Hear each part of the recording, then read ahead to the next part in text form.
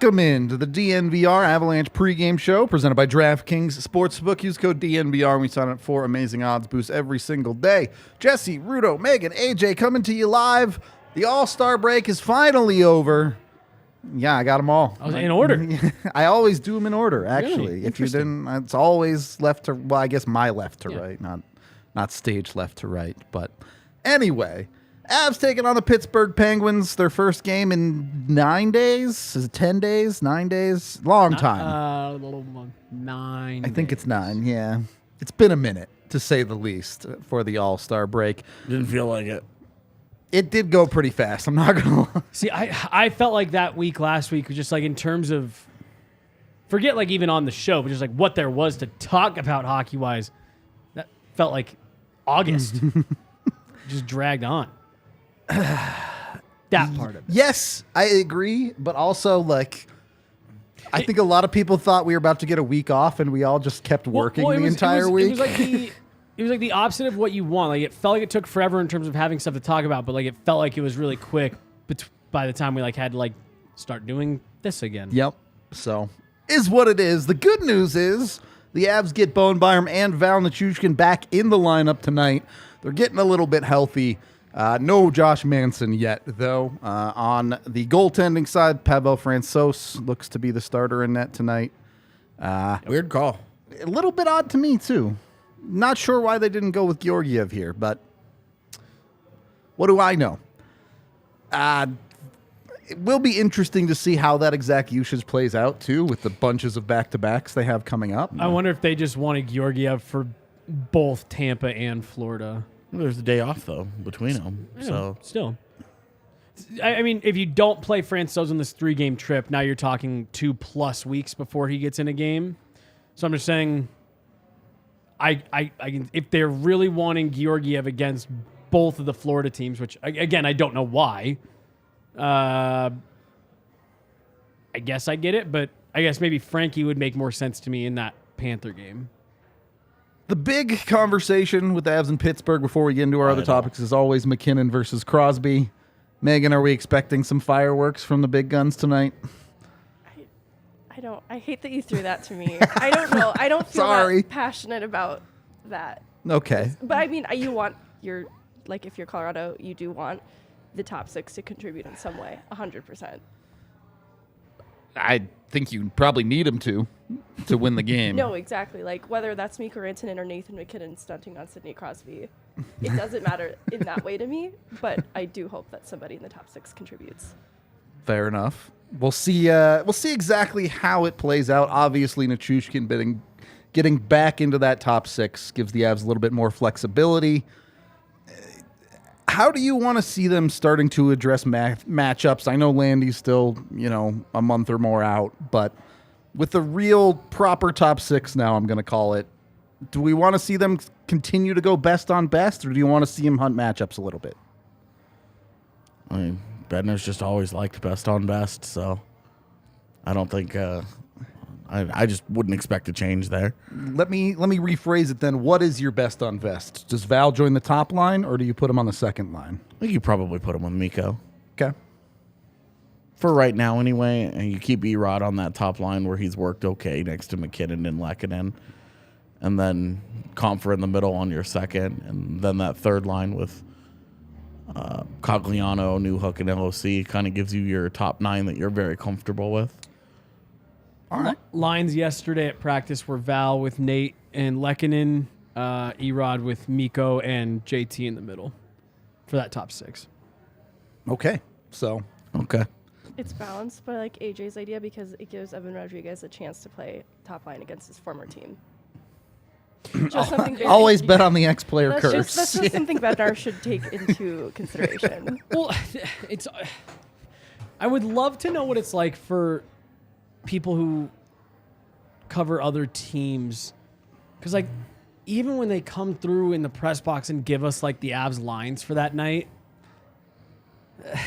it isn't really anything like, meaningful. Val and Lehkonen are skating on the outside of Nate yesterday, but I think very quickly you could see Erod get moved back into that top line because him and McKinnon have been working so well together.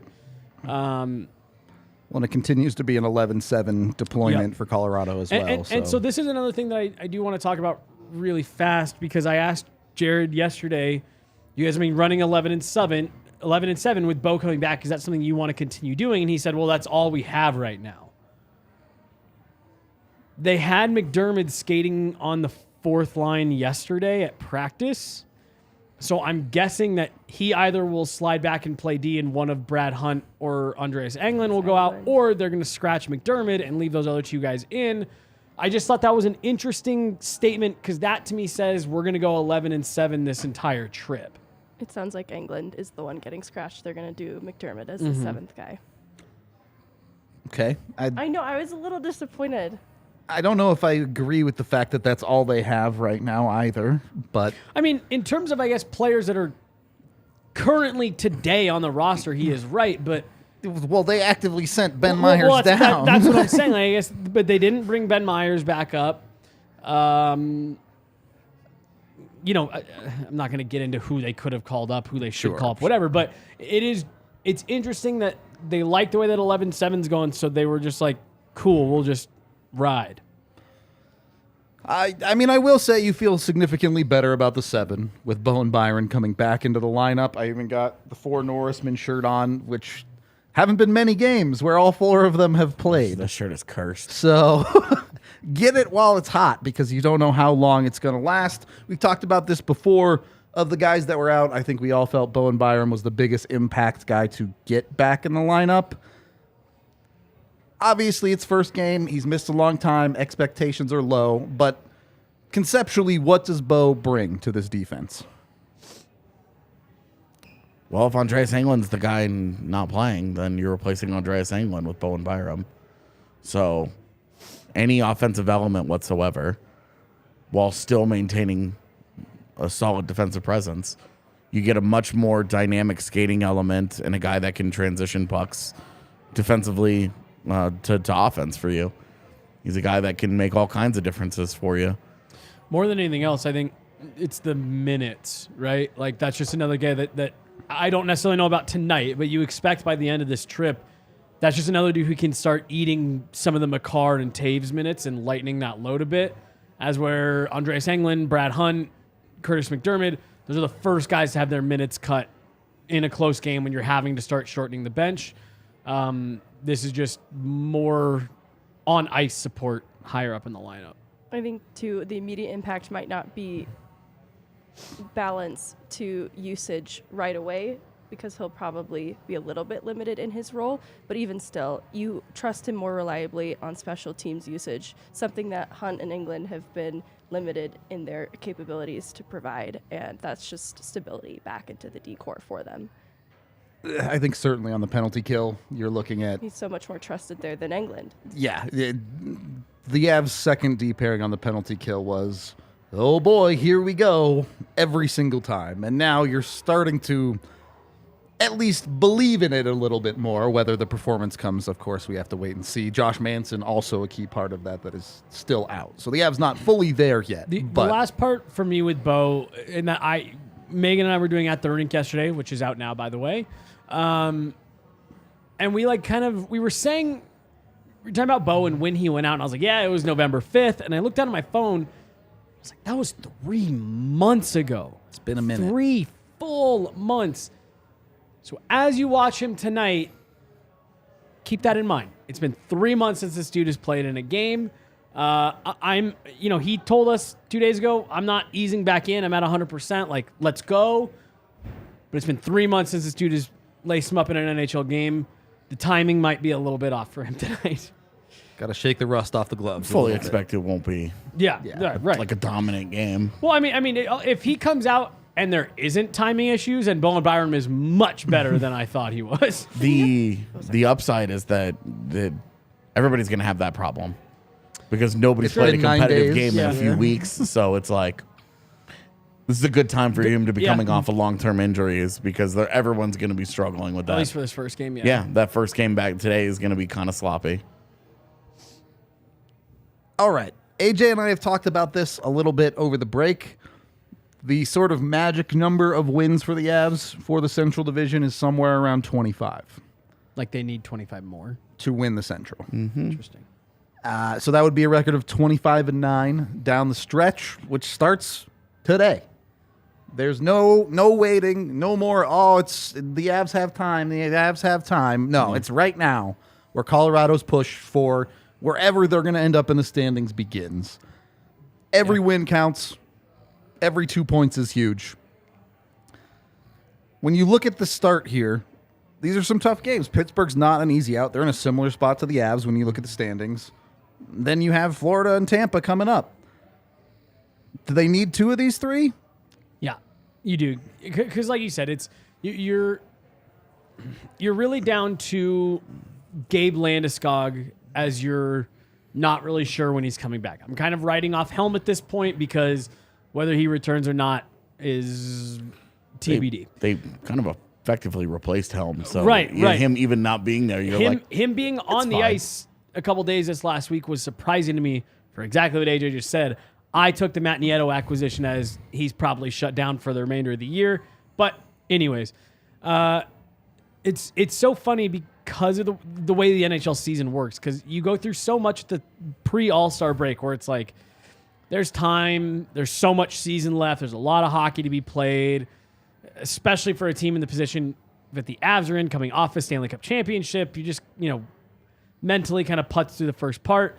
Then you have All-Star, which nobody cares about. And then starting game 1 out of that All-Star break, it's like dead sprint.